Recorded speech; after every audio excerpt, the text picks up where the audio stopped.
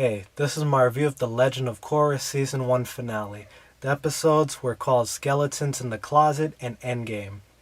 I'd like to start off by saying I enjoyed the opening soup scene, with Asami, Mako, Bolin, Team Avatar basically, where the homeless guy said, I got this food from the greatest dumpsters in town. And, Asami, she turned a little green while Bolin was busy enjoying it. I found that rather funny. So we jump right into it with the action. General Iroh's fleet arriving and they're attacked by none other than the airplanes. And we have a little another Bolin moment where he's like, when does Hiroshi Sato get the time to make all these evil inventions? I found that to be funny. I mean, but you do have to wonder, when does he get the time? It's like he's always busy making something new and, quite an innovator, that guy. So we see the fleet, and Korra, basically decides she has to save them. They're their only hope. She jumps into the water, she does a little bending, water bending, and it wasn't really what I expected. She does her little typhoon thing, and I expected it to be a bit more powerful. I mean, she is the Avatar, and water is her native element as well. But I honestly don't know. I mean, where was the Avatar stage? And I just kept wondering where it was and why it wasn't occurring for her. But enough about that. We move on. We see Iroh. He's defending his fleet to his last breath. We see him fighting against missiles, and he's really trying his hardest until he's knocked down and has to be saved by Korra. So I'm just gonna say one thing. From this point, I was hoping for a Korra, maybe Iroh romance, because I mean, Dante Basco, he's awesome. He's Zuko. He's related to Zuko, related to Iroh. They're all amazing characters. I was hoping for it. Now, I'd like to also say that when they regroup, I liked another moment that occurred when he advised them about not splitting up, but Korra decided they should split up because she needs to face Amon, not let him, feel like she's afraid of him and whatnot. So I liked how he said, I think you're right because my grandfather would believe in trusting your instincts. He said this to the Avatar, Korra. And, I felt that to help us remember Iroh. You remember Iroh from the last season, Zuko's uncle. He was rather funny, and I always enjoyed his little lessons to Zuko and, his enlightening moments. Now, a few minutes later on Air Temple Island, we see Tarlok, and he explains the backstory between, him and Amon. Basically, he says Amon's his brother, or Yakon's other son. Now, we hadn't really known this, and it goes into the story, of the two brothers.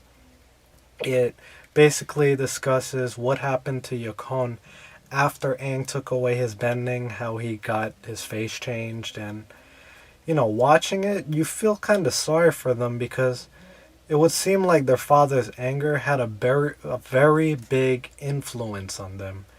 And it would, he made them do very cruel things while he was teaching them how to bloodbend, and he didn't really seem to care about how they felt or what they wanted. But moving forward a bit, Korra decides to confront Amon with this known information, and she's telling it to the people at his little rally, and he decides that he notices they're losing trust and faith in him. So he unmasks himself, and we see a scar across his face. Now, this scar was very similar to Zuko's, except it wasn't on the same side of his face. It's a scar that you could tell was made by a firebender. It looked very similar to Zuko's. And, everyone was shocked to basically see the scar, and Korra, didn't know what to say, but then he decides to bring Tenzin up and the three kids, from little platforms, like under the ground. And Korra's unsure what to do because she mentions that they escaped, and she was pretty sure they did. For a moment they thought it was a trap, but Korra couldn't resist. They had to go in, do their little firebending action, and try to save him. So they do their firebending fight, Korra and Mako, and she frees Tenzin, and Tenzin literally blows Amon away with his airbending. He literally knocks him off the stage. And moving forward a bit, we all know what comes next. Amon. Amon blood bending. After we thought he wasn't Yakon's son anymore, we see him blood bending, and we're surprised by this because, the scar on his face, it didn't make sense anymore. Because the story he had always told, his family was killed by firebenders, all made up, and now it was really confusing. And so Korra's being blood bent, and I really, I was shocked there because he took away her bending, and you're like, really, where is the Avatar state this entire time? The Avatar state didn't even occur once throughout the entire thing. I mean, she was in danger of having her bender taken away. She did have it taken away, but no Avatar state whatsoever.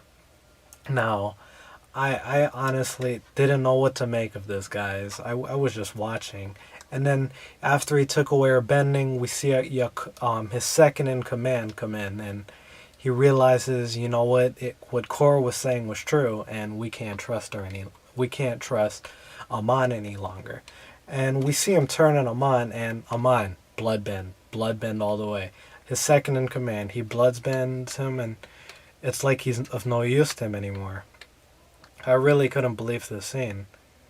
And then right after that, Mako surprised me with, Amon coming after him, and he does his little sneaky lightning bending, that I liked. I really liked that. That was very crafty of him.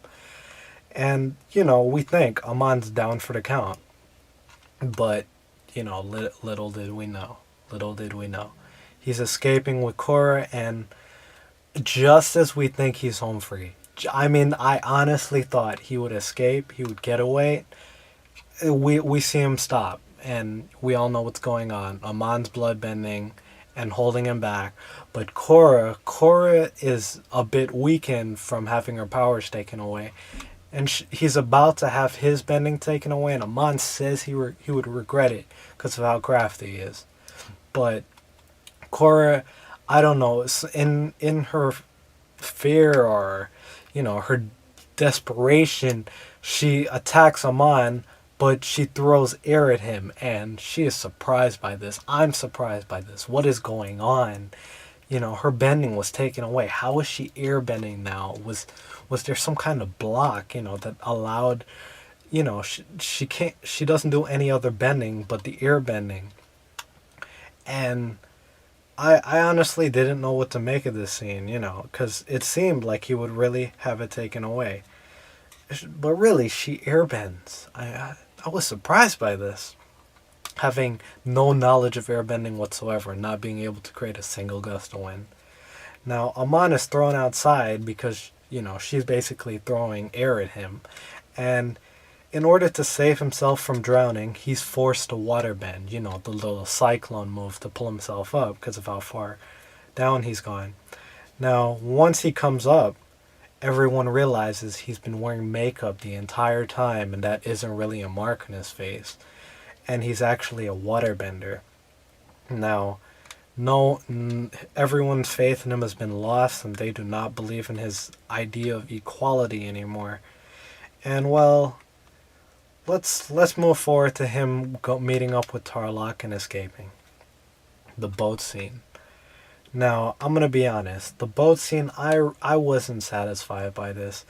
This scene, it seemed a bit like a murder and a suicide occurring at the same time, and there was really a backstory to Amon. They could have, told so much more about him and described how he learned his bending, but they chose not to do that. They basically decided to kill the character. I mean, I don't know if it was a little bit of a lazy part in the creators, but I think that could have ended better. The Amon Tarlok story, Notok and Tarlok, their actual names. Um, Now, in the final few minutes, we see Katara again, and it's nice seeing her considering we haven't seen her since basically the first episode. And she, it was nice, a little bit of nostalgia too. Katara, probably the only one still alive. The only one still alive from Team Avatar. She is the only one. Now, it was nice. So she tried killing Katara, but we found out that it was basically hopeless, as she wasn't able to give her back her bending, but she still had the air bending, her other three elements. Now, Tenzin goes and tries to confront her, and he tries to comfort her basically, but she storms out because basically what is she now? A half baked avatar. There was a little thing about this before. It's kind of funny that Amon was overpowered by a half baked avatar, so to speak. She could only airbend. So he storms out, and I couldn't believe the next scene where Mako, he goes after her and he tells her, he confesses. He's like, he says he loves her. I mean, how do you react to that? And the timing, it's just incredible. Asami, I'd skip the Asami part because I was leaving it out for here. Her father, and she had to go against him, and Bolin saying he's a bad father and her agreeing. Her father even tried to kill her. He tried to kill her. And now Mako goes and does this. I mean, she really needs him, and I don't know if he's going to be there for her now, because he just confessed that he loves Korra.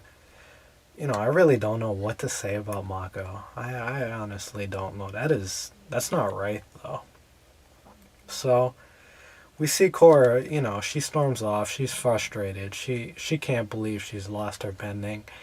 And there she is, sulking, and she thinks Tenzin's behind her trying to comfort her.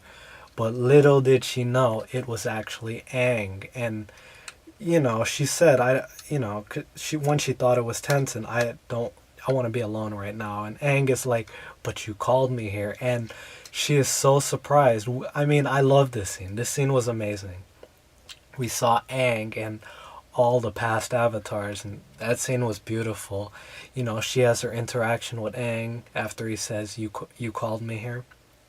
And it seems that the link is fixed and he restores her bending, and as soon as he does this, she becomes a fully realized avatar, bending all the elements, and she's in the avatar state. And she also learns how to energy bend. I think Aang taught her that one. And this was so surprising, all of this happening within like the last 2 minutes of the episode. I didn't expect it to go in this direction, because I would have been a little unhappy if Korra hadn't gotten back any bending and they just ended it, with the idea that she would try to get her bending back during season 2. But I was satisfied a little bit, besides the whole Tarlok and Notok ending.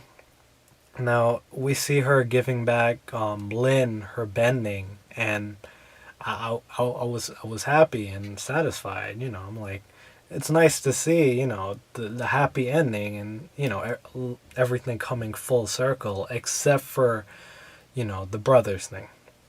Now, looking forward, I there's a season 2 coming out. We can only hope for the Iroh, Korra romance. Maybe the Mako thing won't work, or maybe it's maybe something for Bolin, because he hasn't.